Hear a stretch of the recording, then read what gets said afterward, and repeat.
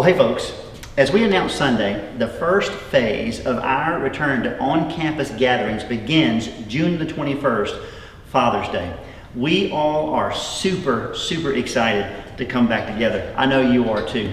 Now right up front, I want you to know we have designed our phase-in plan around the guidelines for worship handed down by Governor Bill Lee and the state of Tennessee.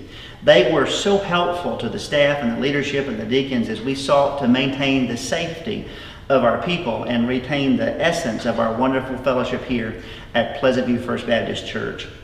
Now, if you're interested, you can find a copy of those guidelines and a rundown of our plans at pvfbc.com/backtogether, and that link is below so that you can go there. And I would encourage you to do so.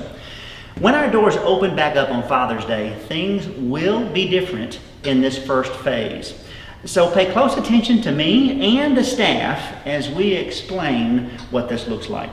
Now, beginning on Sunday, June the 21st, we'll return to having two services as before, but the 9 a.m. service will be for adults 60 and above and those who are high risk only. I'm going to say that again to make sure we all get this. The 9 a.m. service starting June the 21st will be for adults 60 and above and those who are high risk only. It's very important to help us keep the most vulnerable in our church safe by coming to the early service only if you are 60 and above or in the high risk category. Then at 10:30 a.m. we'll have a service for everyone else. That service too will look different and feel different than what we're used to. Angela Rosser, our guest services director, will tell you more about that in a minute. And don't worry, if you're not ready for face-to-face gatherings just yet, the 10:30 a.m. service will be live streamed every Sunday from here on out, and you can catch that on Facebook and YouTube, and the links are for that at our website on the homepage. Wednesday night Bible study will remain online only for now. Now, I'll be back in a bit to go over all this one more time, but until then, here's Angela Rosser, our guest services director. Hey everybody, we are really excited to be getting ready to welcome you back to our building for worship services, and I just want to share with you a little bit about how it's going to look different. The first thing to keep in mind is that if you have a high fever, if you're symptomatic, if you have traveled either internationally or to a domestic hotspot, or if you've been in close contact with someone who has tested positive for coronavirus, at this time, per the governor's guidelines, we're asking you to stay home and stay safe. Get well before you come back and visit us on campus. The next thing that's going to be different is we are going to be offering two services, one at 9 and one at 10:30. But we're reserving that 9 o'clock service for our senior adults and for those who are vulnerable or at a higher risk. We're going to ask that if you attend that service, please wear a face mask if you have one. We want to do our best to keep everyone safe and healthy. Now, if you're planning to come to the 10:30 service, you'll see in just a few minutes that we've socially distanced our sanctuary. The chairs are separated and safely spaced 6 feet apart, both to the side and front and back. And because we have limited seating, we're going to ask that you log in to the website listed below or call the church office to reserve your seats. This is important because we're actually going to reserve your seats and put your name, your family's name on those chairs. We're also going to have an overflow room available only for the 10:30 service because we're going to continue live streaming our worship services even after we meet back together on campus. If we fill up our sanctuary, that's okay because we're going to have several overflow rooms available in our education center, and we want to make sure that you have a place. So please let us know you're coming. Another big change is going to be that per the governor's guidelines for how to come back together safely and worship together, they're recommending that we suspend all coffee and or food service. So that means for the time being, our coffee bar will not be open. Instead of BYOB, we're going to be BYOC, just bring your own coffee to church. We'd love to have a cup of coffee with you. For a few weeks though, we just need you to bring your own. Thanks for understanding. Another thing that's going to be different when we come back together on campus is we're going to be as touch-free and contactless as possible. So that means no handshakes, no hugging, just smile and wave when you see someone you love. We want to keep everyone safe and healthy. Another thing we're going to be doing is we're going to be sanitizing on a regular basis all of our high-touch areas. So door handles and restrooms, things like this, we're going to work really hard between our services to make sure they're clean and sanitized. So in order to accomplish this, we're going to have to lock our doors between the services. If you arrive for the 10:30 service and our doors are locked, it doesn't mean we're not having church. It means you just need to wait a few more minutes because we're not quite done sanitizing the interior of our building. And I thank you in advance for everyone who's going to help us with that process, and for those of you who are just going to have to wait patiently while we finish cleaning the building. You'll also find when you get here that once we're ready to welcome our members and guests in, we'll have all of the doors open. They'll be propped open so that you don't have to touch anything. So as you can see, we've made some changes here in the sanctuary. Again, this is for your health and safety because that's one of our highest priorities. We put the chairs in groups of 4 and in groups of 3, and they're all at least 6 feet apart.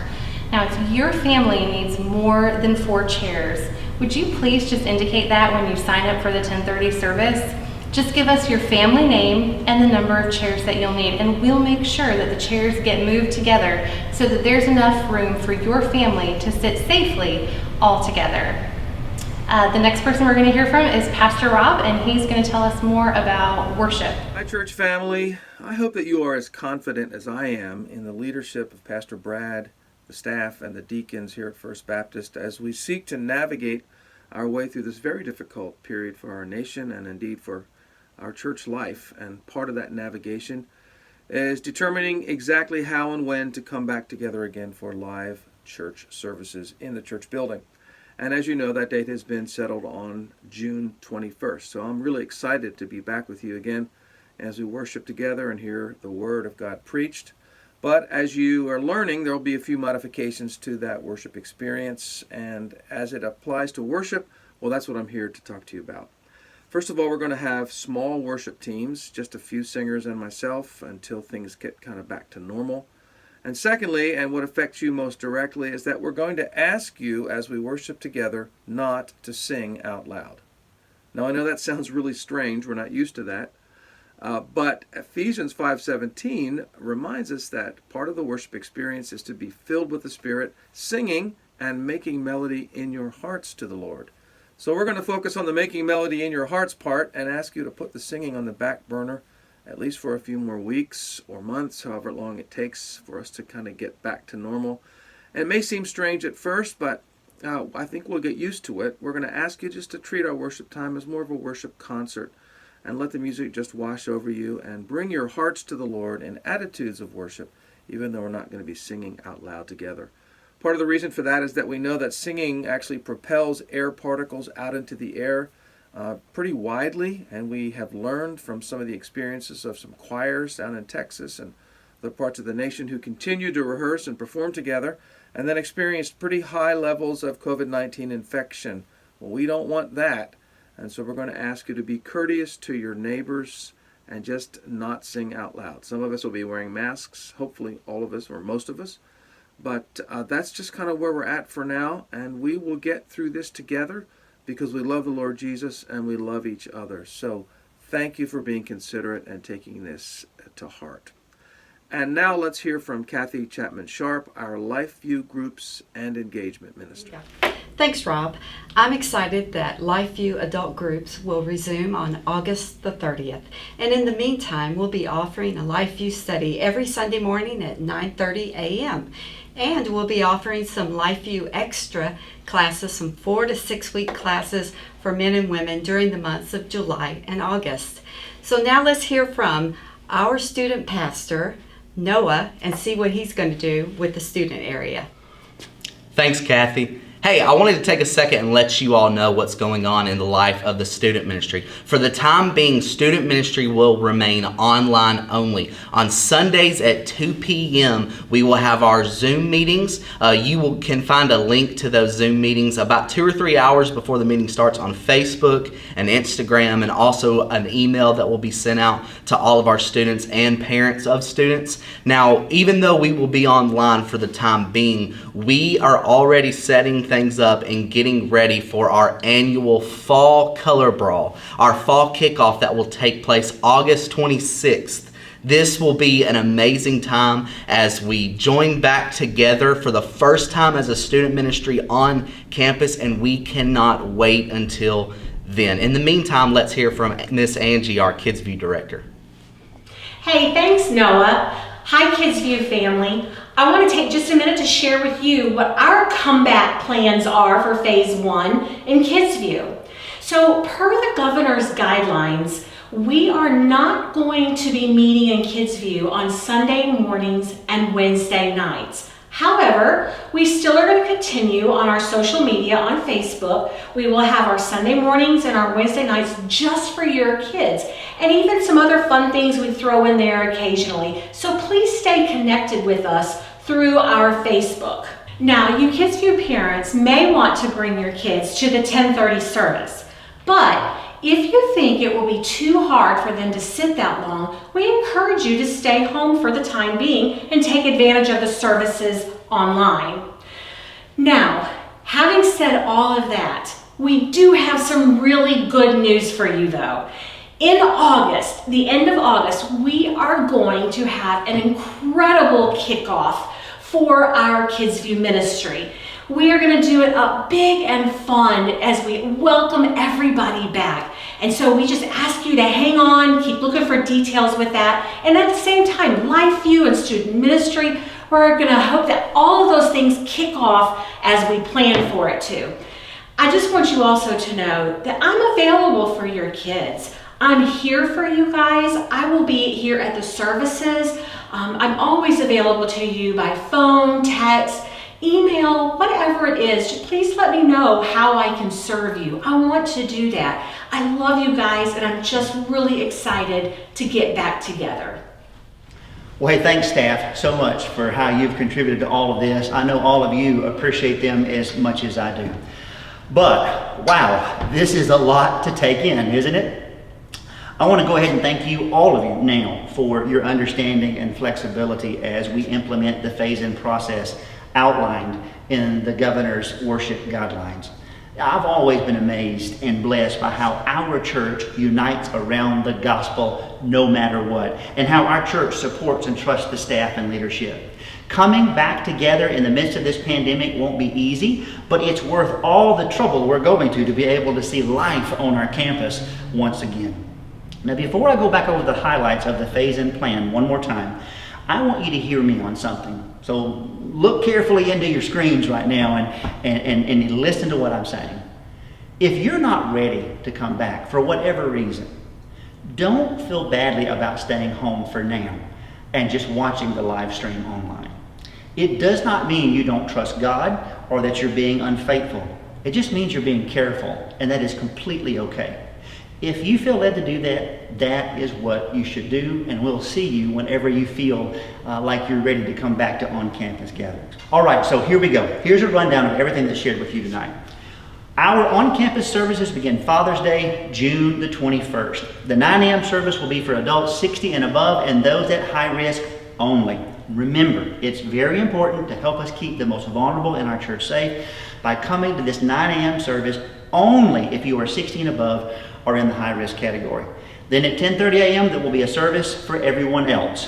To maintain the social distancing and maximum capacity guidelines from the state, you must reserve your spot for the 10:30 service by going to pvfbc.com/backtogether or calling the church office, and we will have those seats reserved for you.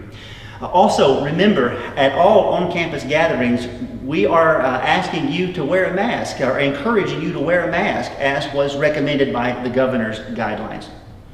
Overflow will be available for the 10:30 service only in the fellowship hall if that is needed, and reservations are not needed for the 9 a.m. service for seniors and those at high risk. Kids View, Life View, and student ministry will remain online only until the end of August, when we'll kick all of those ministries back off in a big way. The 10:30 a.m. service will be live streamed on Facebook and YouTube for those who aren't ready to come back to face-to-face gatherings yet. Go to pvfbc.com/backtogether to take a look at the governor's guidelines, make a reservation for the 10:30 a.m. service, and see all the information that we have just shared with you. I mean this, folks. If you have any questions or concerns about this phase of our on-campus gathering plan, please email me at pastor@pvfbc.com, or you can text or call me at 615-543-6195. Hey, I love you guys so much, and I am so excited to begin this phase and process of coming back together again. Well, hello everybody. How is that for an update? I hope we did a good job of communicating our phase-in plan starting June the 21st, Father's Day. We wanted to be as clear and as straightforward as possible. And I just want you to know I really appreciate our staff and our deacons as they stepped up to help us navigate these tough times. And as I've already said, I appreciate all of you more than you know. I have a lot of pastor friends out there, and so many of them are dealing with division even within the church over this thing. And I am so thankful once again our church has unified around the gospel and our love for each other and for our neighbors. And so just thank you for that. It just means so much. Well, that was a pretty long announcement there, so I don't have a full-on Bible study for you tonight. But I do have a little devotion that ties in with the item from my yellow cabinet I want to share this week, which I'll show you a little later on. You know, over the last 26 years of studying the Bible as a pastor, I've come across a common theme. There's lots of themes, but there's one in particular that I've come across that's interested me, one that communicates one I'm sure you're very familiar with. It's the theme of light versus darkness. God and His Word and the things of His kingdom are associated with light, and the works of evil are associated with darkness. Now, this contrast was more obvious for those living in ancient times than it is for us today. And I didn't realize that until I kind of began to study this and put myself back into their place and back into their time. And I realized that it was much, much different for them, the darkness, than it is for us physically. The physical darkness they experienced was way more pronounced than ours. You know, our homes and our streets and our roads and our cities and the interior of our cars, phone booths and everything are lit up so bright that we only see a fraction of the stars in the night sky. In fact, some time ago, we didn't get to go, but Gracie and I had planned a trip to one of the few places, one of the few state parks in the state that you can go to where you can actually see all of the stars at night because it's far enough away from the cities. Even when it is dark, we can still kind of see things most of the time. Back then, though, in biblical times, when it was dark, it was dark. Dark. You know, it's kind of like when Angie and I first married, we went down to Equality, Alabama to spend some time with my granny and granddaddy Shockley. Now, Granny and Granddaddy Carl were my mom's parents. Granny and Granddaddy Shockley were my dad's parents. And as I said, they lived in Equality, Alabama, on an old farm place they had lived in for decades and decades and decades. My dad had grown up there. I had grown up visiting them there. Wonderful little place out near Lake Martin in Equality, Alabama. And so Angie went with me as after we were married to spend some time with them. And as they did me when I would go and visit them growing up, they put us in the back bedroom upstairs. And I knew what was coming, but I thought it would be fun for Angie to experience this without any kind of warning. That night when we hopped into the bed in that extra bedroom at Granny and Granddaddy's house, we flicked off the light.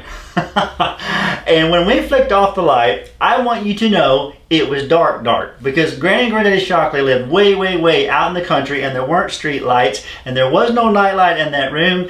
And I am not lying when I tell you this. You could not see your hand in front of your face at Granny and Granddaddy's extra bedroom. Angie did not care for that. It was a little frightening for her, so I can't remember what we did. I think we may have had to find the night light or something because it was so unnerving for her. Well, that's how it was in Bible times.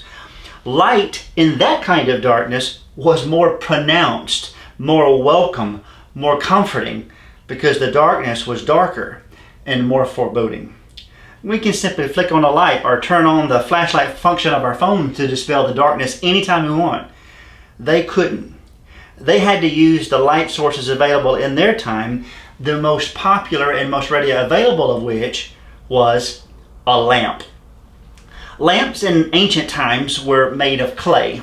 They kind of looked like a mini tea kettle minus the lid. They lit a wick that ran from the spout into the oil filling the reservoir. And when they lit it, it would burn for hours. That's what these familiar Old Testament verses refer to. In Psalm 18:28, it says, "For it is you who light my lamp. The Lord my God lightens my darkness." That's the physical relating to the spiritual there. And then this one I'm sure you're aware of. This is one of the most famous verses in all the Bible, from Psalm 119, Psalm 119:05. Your word is a lamp unto my feet and a light to my path.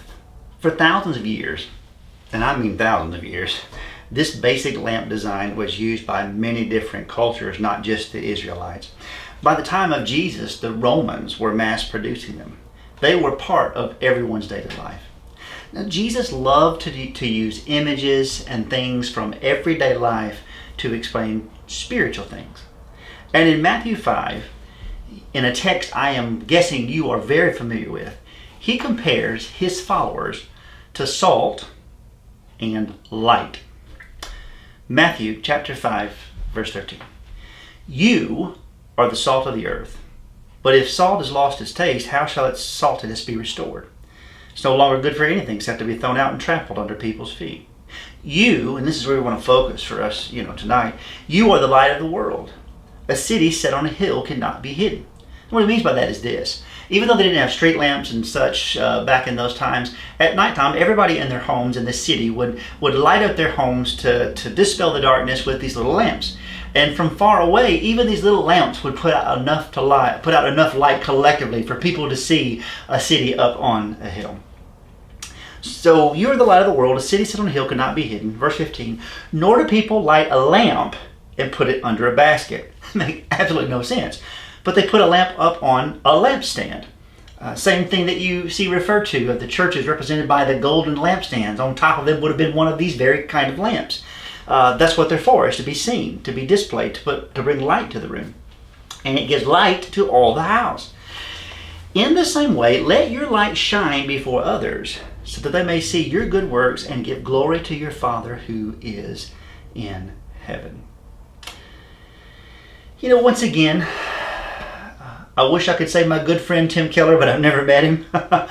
Tim Keller draws out the meaning and application of a text in ways I could only dream of doing. He's my favorite preacher, one of my favorite authors. And I quote him a lot just simply because he's had such a major impact in my life and many people's lives. And he's even called the modern day C.S. Lewis. So obviously I'm going to be drawn to him. I'd like to share with you what he says about this text from a sermon he preached in 1990 called Salt and Light. It may be the longest quote of his I've ever read, and I hope that I don't turn you off when I read these quotes, especially the long ones, and maybe especially from someone that I quote from often. But I think you'll see why I'm sharing it in light of what's happening in our nation right now. So I'm just going to ask you, if you will, just to just humor me for a minute, even if you don't like the quotes, or even if you think it may be a little long. Just please open up the ears of your heart really wide and listen to what he says about this text. If we receive Jesus as Savior, his light comes in. His salt, his preserving power, comes into our life, and we become the salt of the earth, and we become the light of the world. That has to be one of the scariest things that anyone has ever said. I hope you were scared. And if you're not scared, I have 3 minutes to which I can make you scared. He says I have 3 minutes to do it. When Jesus Christ says you are the salt and the light of the world, this is what he is saying a Christian should be like. Okay, now hold your breath. Number 1, salt and light expose decay and darkness. If you are light, that means your life should be so beautiful that when it comes into contact with other parts of the environment, the beauty of your life shows up other things for what they really are.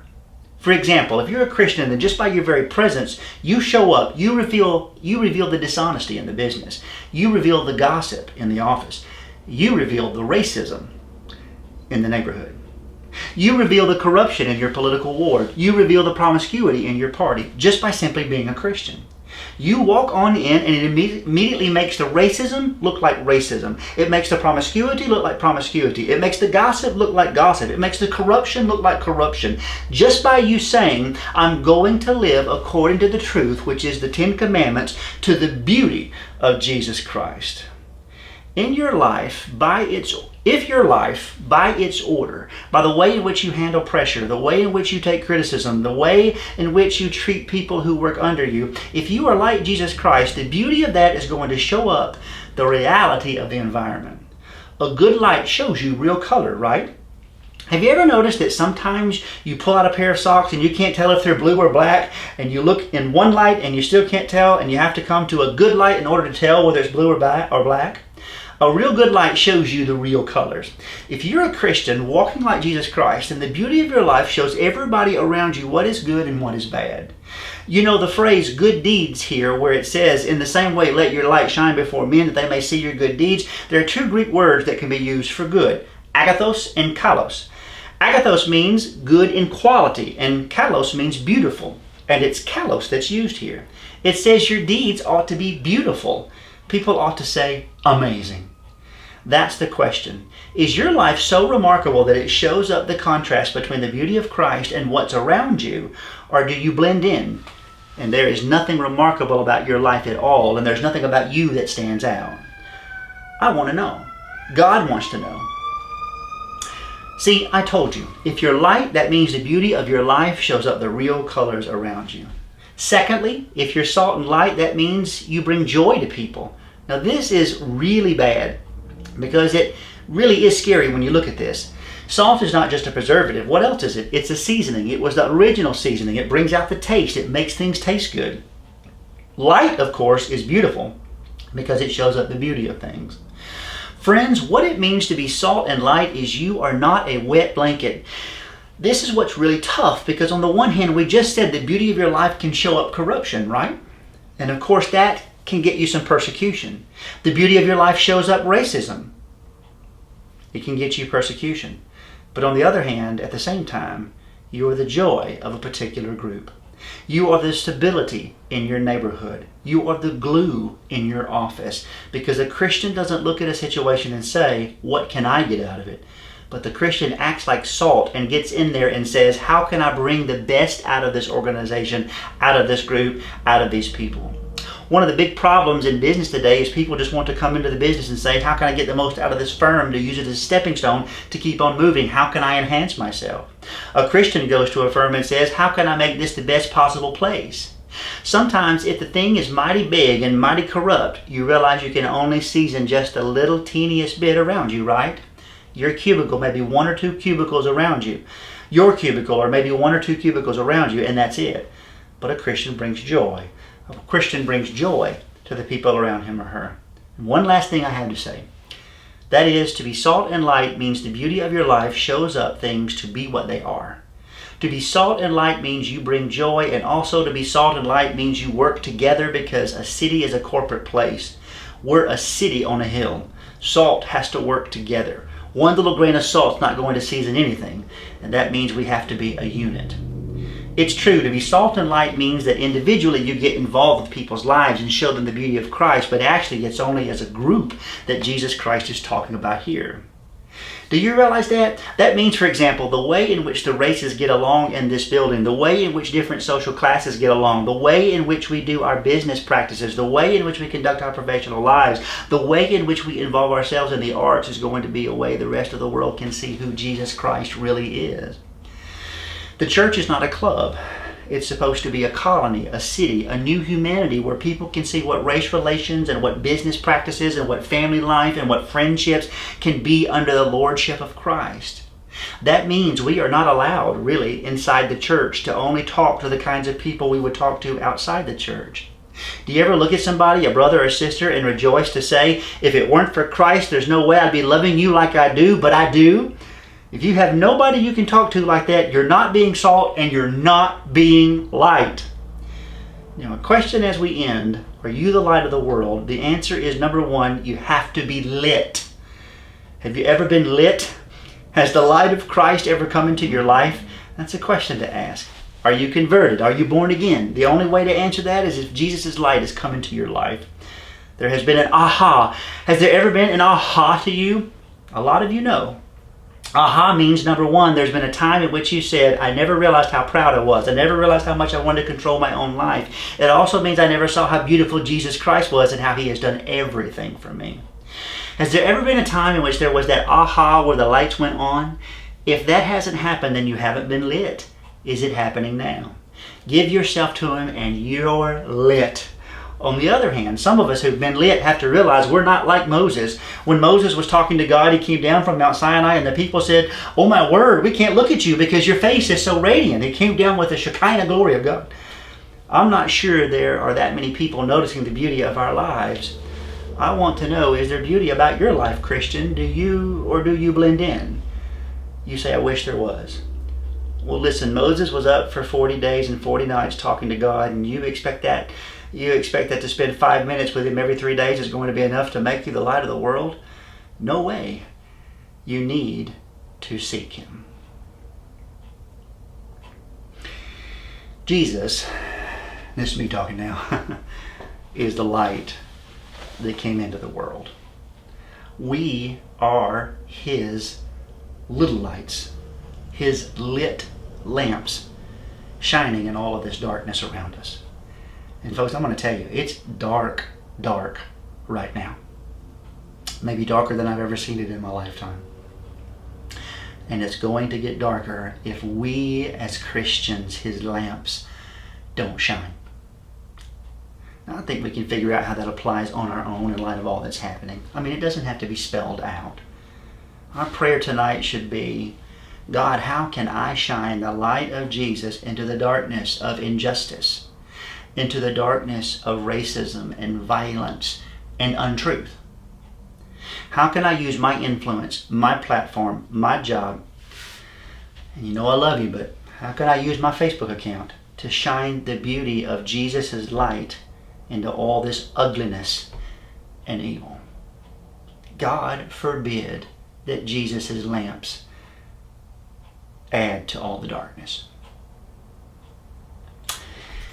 You know, many years ago, Angie's dad, who traveled the world working for the government, went to Israel. He was all over the place, but in one particular year he was going to Israel. He knew that I had an interest in biblical things, and certainly ancient biblical things. And so before he left, he asked me if there was anything in Israel that he could get for me. And you know, I said, you know, there is one thing. I'm just fascinated with the idea of these lamps that the Bible talks about, these clay lamps. And so if you happen to come across a replica of one of those ancient lamps, I would love one of those to keep in my office to remind me that we are the light of the world. We are the lit lamps of Jesus. And so when he returned, he brought me this, and I keep this over here in my cabinet. So give me a second to just kind of get this over there to you.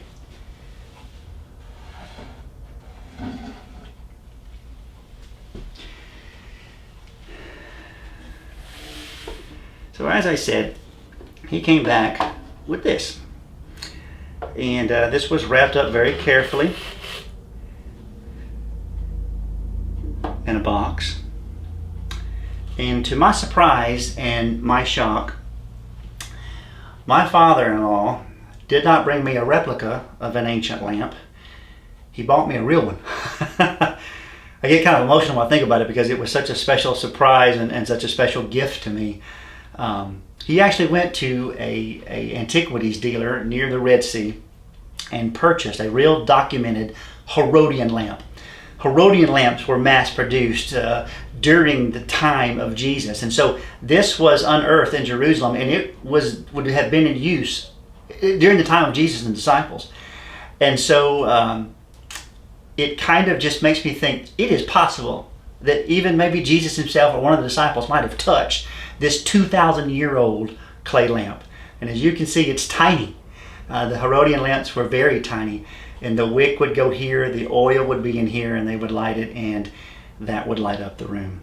This is one of my most prized possessions, not just because my father-in-law blew my mind by buying it for me, but because it reminds me that we are supposed to be Jesus' lit lamps that are light in a dark world. And so there's another thing from my little yellow cabinet, and another Wednesday night under our belts. I hope you were blessed. I look forward to seeing you in our little prayer time in just a few minutes. I love you guys more than you know. Thank you for letting me be your pastor and letting me share my heart with you. Have a good night.